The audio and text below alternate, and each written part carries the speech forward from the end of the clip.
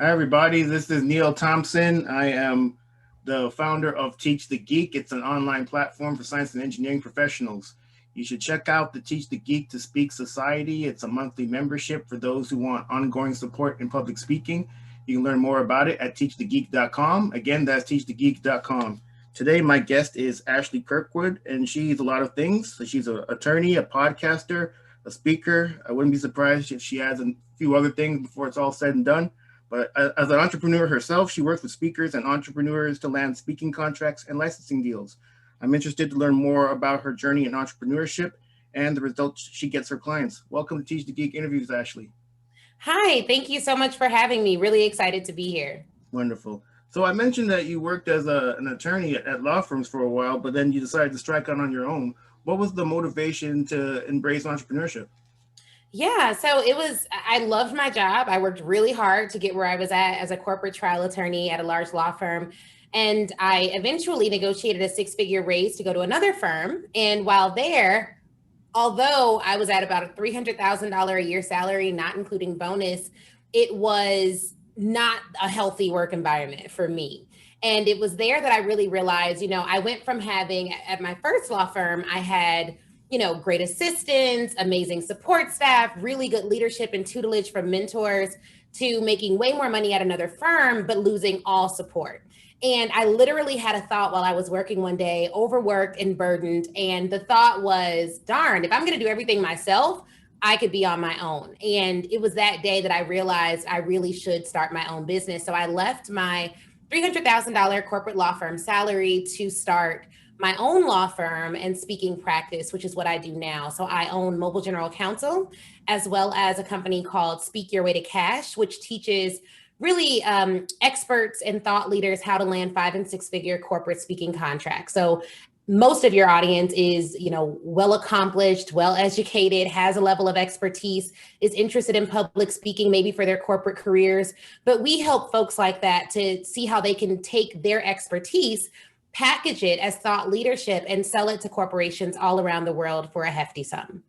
Gotcha. When it comes to speak your way to cash, it's kind of interesting. I never really think of a lawyer going leaving a law firm and then starting that type of business. Now, the mobile, like the working for yourself as a lawyer, that certainly is something that a lot of lawyers do once they leave firms. But the idea of starting Speak Your Way to Cash and helping speakers and entrepreneurs specifically, where did that idea come from?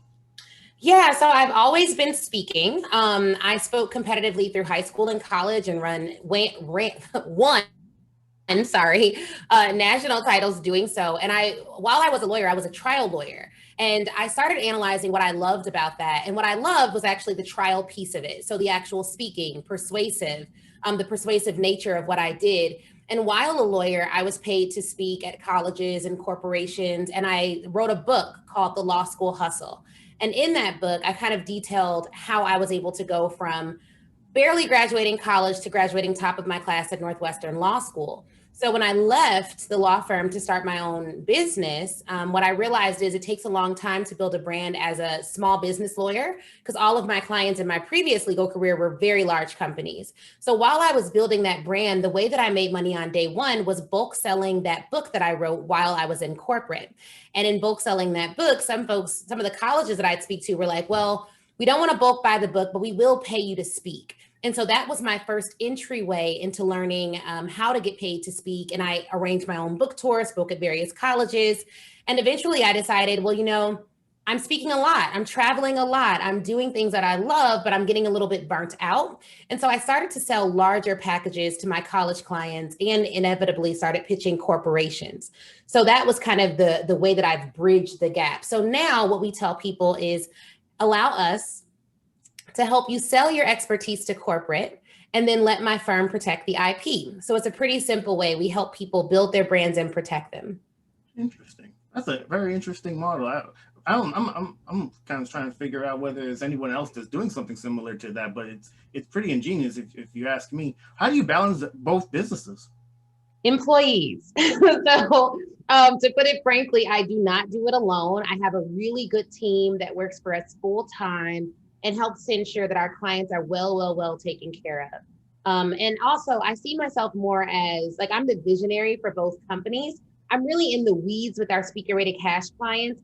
For the law firm, we're blessed to have amazing attorneys that help to make the firm run smoothly and handle all of our client work, but it takes a team. So we pay people to help us. And as of, I think it was this year, right after the pandemic, my husband also joined the company full time.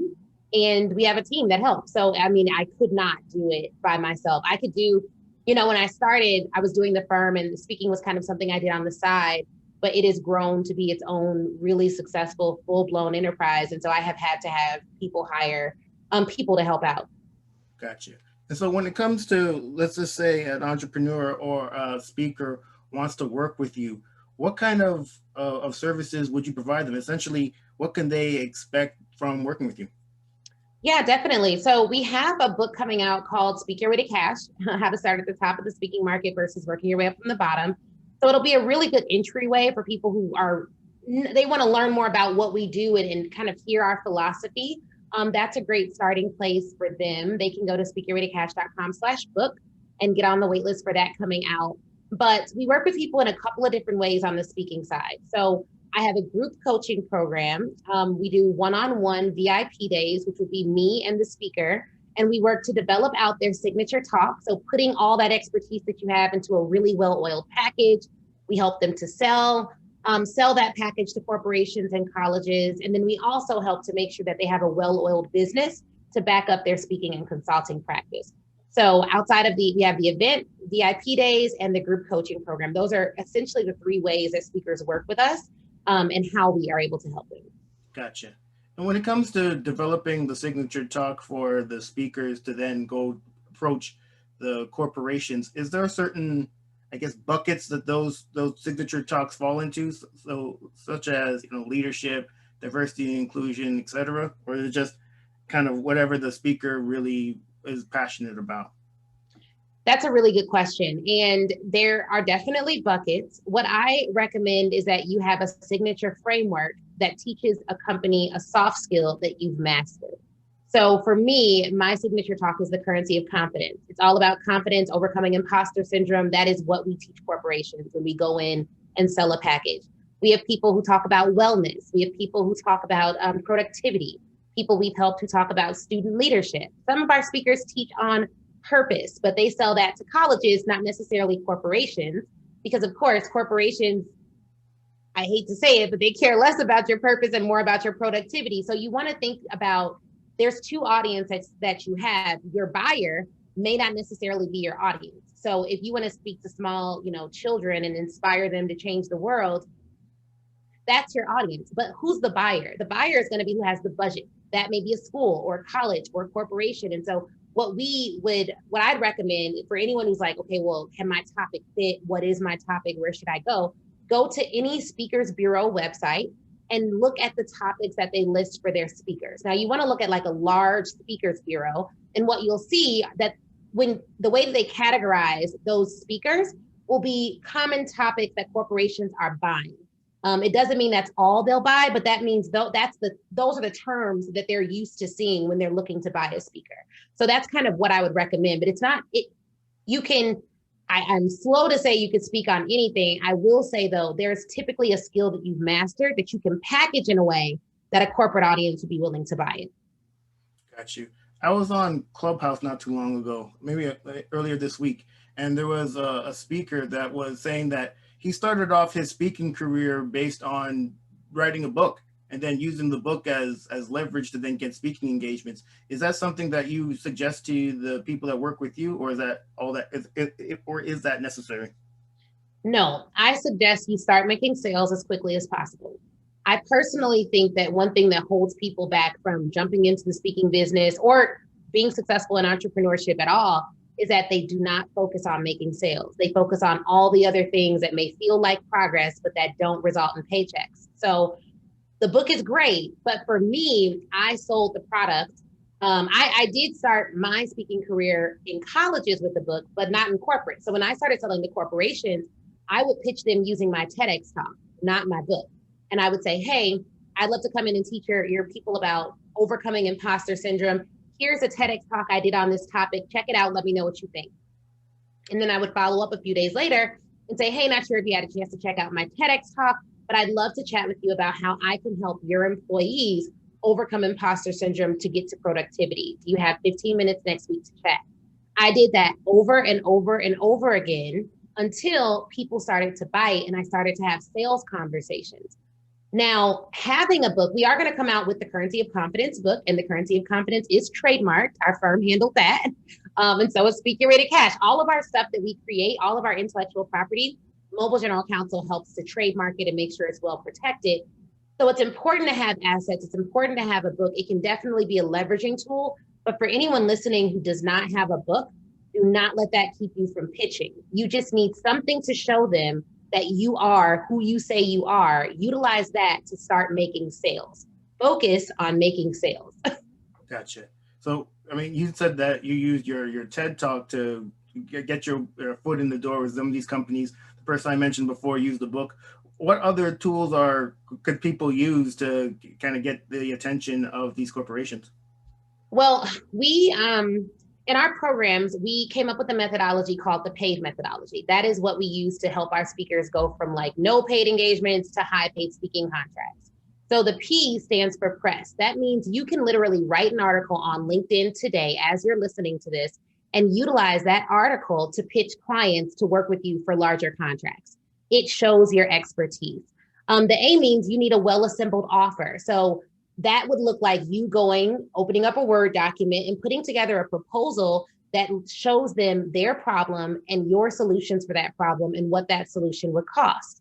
The I stands for inviting people to work with you. You can literally host a webinar or a workshop geared towards your corporate audience to give them a preview of what you'll do for them on a larger scale and get them to buy from you and work with you. And the D is just like provide an amazing customer service. So that is deliver an amazing customer service and an amazing speech. So making sure that you have the ability to keep a room and hold a room and be interesting and intriguing and engaging.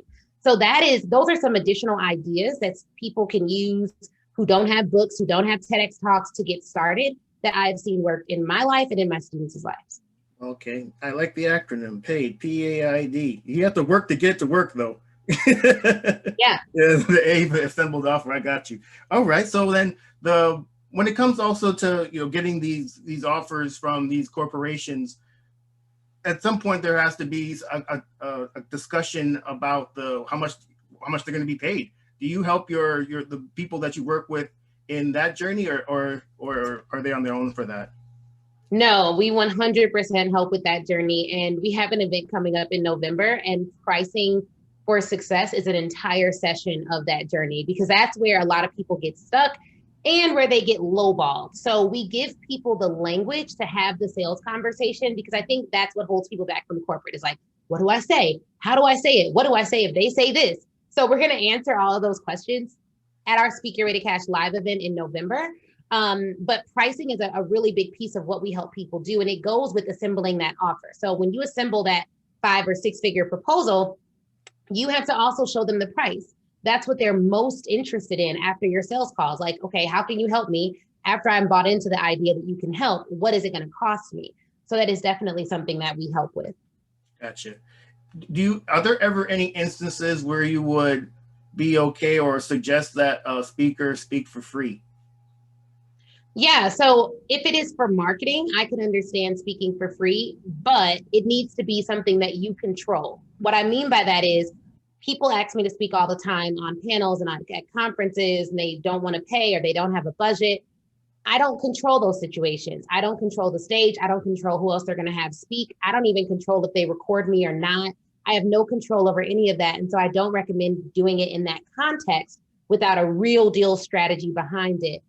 If you're going to sell from the stage, meaning at the end of your presentation, you can say, hey, if you learned anything today, meet me in the back of the room, and I'd love to talk to you about how I can help you to land your next 6-figure contract. And you know that everyone in that audience is a potential buyer. They have the budget to be a buyer. They have the know-how. They're well qualified. Then maybe it works. But what I recommend instead is hosting your own marketing events where you invite well-qualified people to hear you speak for free. They don't pay for it, but you use it as marketing and you leverage all the data that you collect in the process to sell them something on the back end, so that it may seem like you're not paid on the front end, but you're definitely going to be paid on the back end since it's a marketing event. So in that context, I recommend speaking for free. Gotcha. I also mentioned in the intro that you're a podcaster. What's your podcast about? Yeah, so my podcast is called Speak Your Way to Cash.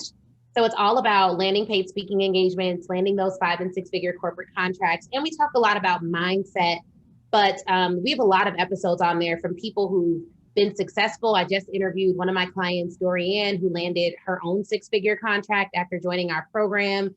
We've also interviewed amazing speakers. Like there's a great book called Book Yourself Solid by Michael Port, New York Times bestseller. He also has another book out all about speaking.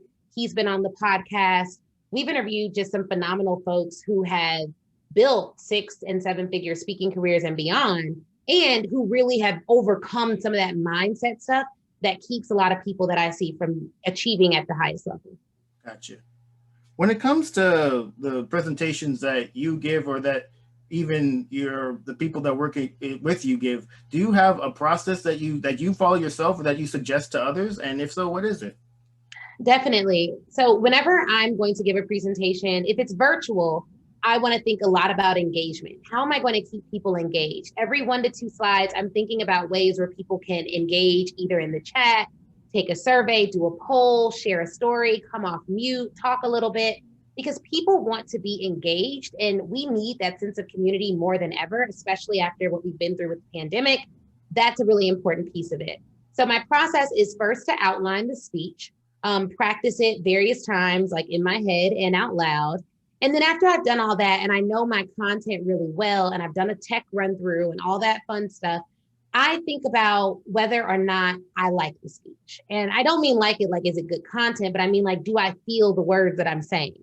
Do I relate to them? Am I moved by it? If I were in the audience, and I'm critical. So if I were in the audience and I saw myself giving that speech, or I saw someone else giving my speech, would I be impressed, And if I'm not feeling it, sometimes I scratch the whole speech and start over. I've done that with a TEDx talk. I've done 2 TEDx talks. For my most recent one, I didn't love the speech. And literally 10 minutes before going on, I just threw it out and went on there and I told stories. The entire speech, I told stories. And so if you look up the Love Method of Communication TEDx talk, or I think it's called Feelings Over Figures, TEDx by Ashley Kirkwood.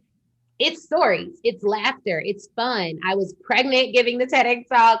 My husband and I were expecting our first child. I just wasn't feeling it. So I was like, you know what, I'm just going to go on there and I'm going to tell stories and I'm going to share my heart with the audience before me and we'll see how it goes. And it worked out really well. But I will say, I did do impromptu speech in high school, so I don't always recommend that approach, but that is my personal approach.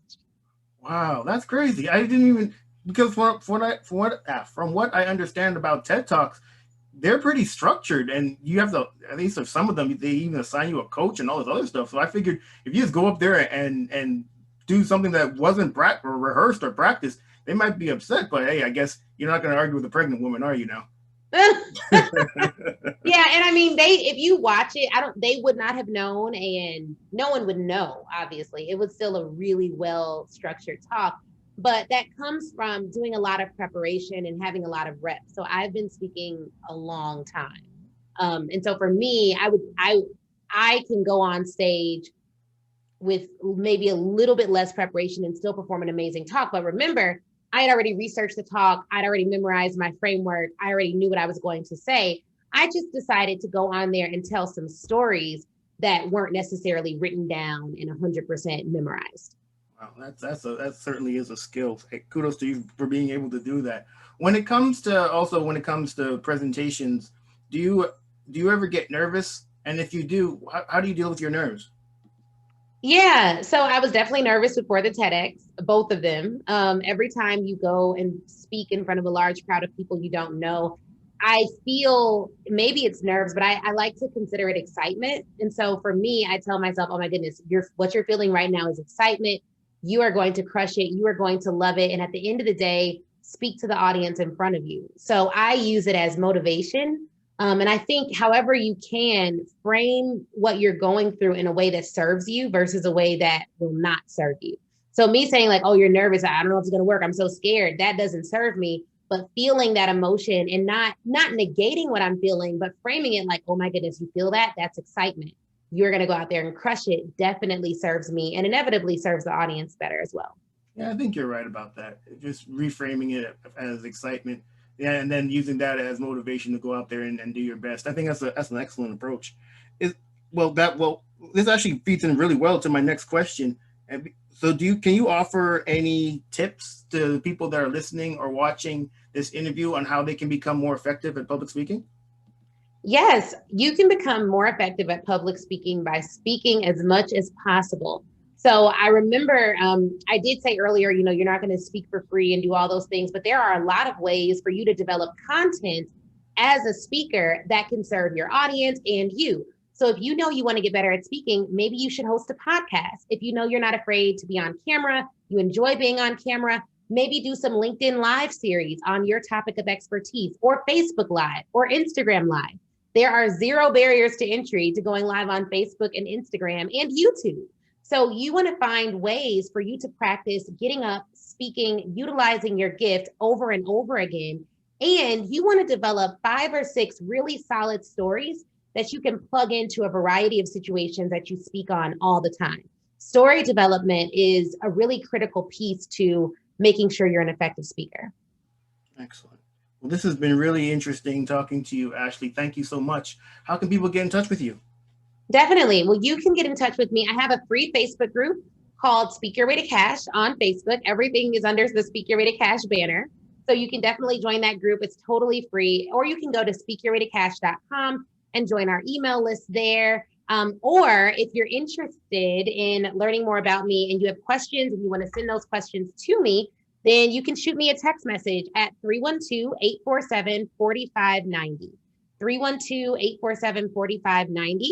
And go ahead, send me a text there and I will answer the questions that you have or point you in the right direction. Excellent. Well, everybody, that marks the end of another edition of Teach the Geek interviews.